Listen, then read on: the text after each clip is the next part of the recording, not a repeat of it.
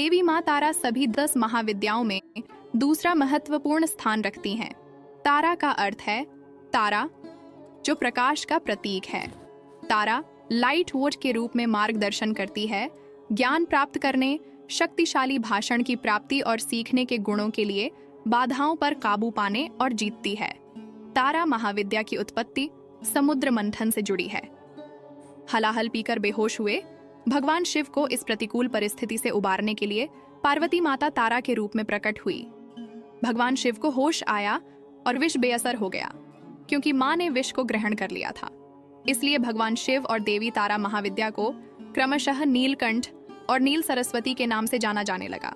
सयोनिन चंदनेनाष्टदलम पदम लिखित तत् मृदवासनम समासाद मायाम पूर्वदले प्रतिलेखित बीजन द्वितीयम याम्य फट उत्तरे पश्चिय मेतुट्ठम मध्य बीजम लिखित तारम भूत शुद्धिमत्थाचरेत। छोटा मंदिर शहर तारापीठ पश्चिम बंगाल के बीरभूम जिले में है। तारा माँ अपने भक्तों के बीच तांत्रिक मंदिर के रूप में लोकप्रिय है, जिसमें इसके आसपास के श्मशान घाट भी शामिल हैं, जहां तांत्रिक संस्कार किए जाते हैं। तांत्रिक मंदिर देवी तारा को समर्पित है, जो देवी माँ का एक डरावना तांत्रिक पहलू है। शक्तिपीठों से संबंधित किंवदंती, शिव की पत्नी देवी सती ने अपमान महसूस किया जब उनके पिता दक्ष ने भगवान शिव को महान यज्ञ के लिए आमंत्रित नहीं किया, जिसे उन्होंने आयोजित किया था। इस अपमान को सहन न कर पाने पर सती ने यज्ञ की अग्नि में कूदकर अपने प्राण त्याग दिए।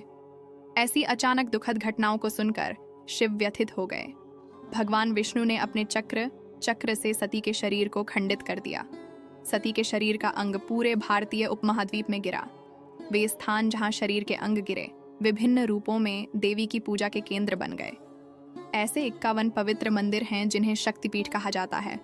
मां तारा की मात्र प्रवृत्ति के कारण वह तांत्रिकों के लिए अधिक सुलभ मानी जाती हैं।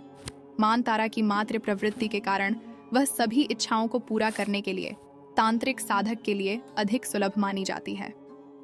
10 महाविद्या साधक की तंत्र साधना में ज्ञान, बुद्धि, ज्ञान की प्राप्ति के लिए तत्काल फल देने वाली मां तारा महाविद्या को मानते हैं।